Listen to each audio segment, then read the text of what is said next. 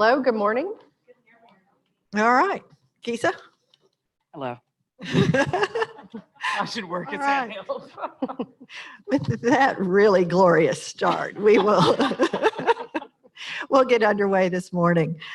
All right, thanks for joining us for our Let's Talk Ethics and Integrity session. This month, actually, what we want to do is follow back up on the work that's been underway with our integrity.com line and the efforts by our new Chief of Security and Compliance and his team to really work with everything that comes in from inside or outside DHS and track it down. We promised you that we would give you regular updates so that you'd all know that if somebody actually is calling, well, it's not really calling, it's emailing and sending in something that they feel needs to be looked at. So you will know that these are being followed up on. And also, we said we would use it to try to see where we start to have a lot of repetitive issues so that we could talk to all of you about what's happening so that people understand the kind of things that can get you into trouble, right? So that's what we're going to try to do today. Brett is, let's start and introduce ourselves, first of all. Good morning. I'm Brett Hayes. I'm the Chief of Security and Compliance. Good morning, I'm Mary Franklin, the Director of Division of County Operations. And I'm Kisa Smith, Deputy Director of Youth and Families. So Brett and his unit at Security and Compliance have completed a report that looks back at 2019. We will be putting that report out later today. And then going forward, they're going to be providing quarterly reports as to what's being investigated and what kind of complaints are coming in, et cetera, so that you can kind of keep up with it as we go through the year. Today, though, before we issue the report out to all of you, this is a report for DHS employees. Before we issue that report, Brett thought he'd take a few minutes and just walk everyone through it so you'd understand both how they conduct an investigation, what goes on, as well as what we saw from SFY 19. Brett? So just a quick word first as to how the investigation process works here at DHS. We receive referrals from a variety of sources, and we investigate every single one of those referrals that comes in. We received 136 referrals in fiscal year 19 alone, and those referrals are investigated either by the Office of Security and Compliance or the division. Those are fact-finding investigations. When the Office of Security and Compliance does an investigation, we're not making recommendations. We're simply doing a fact-finding investigation. Those findings are reported back to the division, and the division takes any action that is necessary. Russell, if you would start with the slides. So I mentioned that in FY19, we received 136 referrals. And those referrals come from a variety of sources. If you would go back one, please. Primarily, we receive those referrals from the division or from our integrity report form. So what a division referral means is the division received a referral from either an employee or someone in the public that's reported back to us, and either the Office of Security and Compliance or the division investigates that. The integrity report form, if you do not know what the integrity reporting form is, it is something that you can access on the DHS website. It's on the left side of the page, and you click on there, you can make a report. It can be anonymous, and that's something that's very important to emphasize. If the complaint, if you want to make an anonymous complaint, you can do it through that form. We will never know who it was that submitted it, but we will investigate it just the same. We also receive referrals through email, phone calls, and regular mail. If you would move to the next slide, please. So what is being alleged? We receive a variety of different referrals from all of those sources. We categorized all the referrals into 12 different categories. The primary categories of referrals that we see are theft and fraud, and that means theft of in relation to travel reimbursement, leave time, also unprofessional conduct. We received a lot of child and adult abuse and neglect referrals, and also a breach of confidentiality. Next slide, please. And so what do we do with these referrals? We take action on them. Specifically, the referrals for where we can substantiate the complaint. We had 75 investigations that were completed of those 136 referrals that we received. Of those 75, we substantiated 42 of those allegations. And as you can see in the report, 10 cases resulted in terminations. And as you can see, there are a number of other different actions that we took. And I think that Mary and Kisa are going to talk a little bit about some of those cases for us. Brett, just to be clear, I'm sorry, I'm not used to not wearing this. Just to be clear, can you could you take it back to the middle slide, please? So you mentioned that of 136 investigations, 75 had, 75 had been completed. That means that the remainder are still underway. That's correct. Right. So everything that comes in is actually looked at by the unit to make sure that it is, don't worry that you're going to submit something and no one's going to pay attention to it. So as Brett and his team start to give us quarterly reports, you'll be seeing some of the complaints that came in SFY19 completing their investigation and review and the outcomes from it. All right. So interestingly, the key thing is, go to the next one, just to kind of reemphasize, not all complaints that come in are substantiated, right? I mean, y'all know that it's an obvious statement, but I think it's always important for us also to look at both what was substantiated and what wasn't. On the items that were substantiated, there were 3 areas that well and above the others is where we had the bulk of our substantiated complaints, and then the actions that were taken from them. So theft and fraud was one of the top 3, and people tend to hear that and go, what does that mean? People are stealing money? What was going on? Would you two care to give us some examples of what was found in this last year? Sure, I will be glad to. And in county operations, we tend to automatically, I think about fraud related to programs, eligibility programs, Medicaid, SNAP.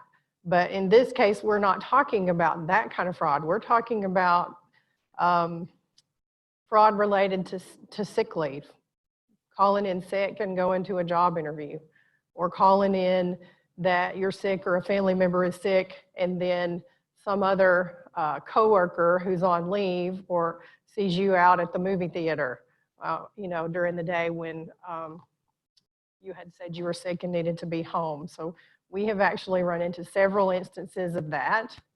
And these reports come not just from supervisors, but from coworkers of these individuals who, may be doing extra work that day because someone called in sick, and then they hear about something they were doing that was, tend to indicate they were not sick. We have documented cases of people who called in sick and went on a job interview, and we discovered it during the reference checking process, because the job interview was in another county office. Other things we have run into, some related to travel. An instance, for example, we a lot of times will use the state travel card to book hotel rooms to keep people from having to pay out of pocket up front and wait for reimbursement. And an instance of someone who when they came back to do their travel reimbursement, actually claimed and got reimbursement for a hotel cost that was actually paid for by the state. And in that case, we had to look at what the employee did wrong, as well as what the supervisor who approved the travel, failed to do during the approval process. So those are our main examples in the fraud and theft category.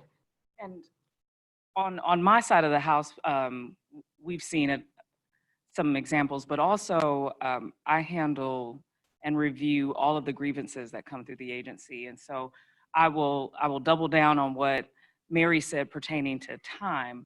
Unfortunately, we're starting to see that a lot, and want folks to be aware that, we have very clear definitions. If there's any questions, ask your HR representative. But when you take leave, if you're taking sick leave, we know what the definitions of sick leave are versus annual leave, and individuals are taking an excessive amount of sick leave for purposes that are not related to being sick.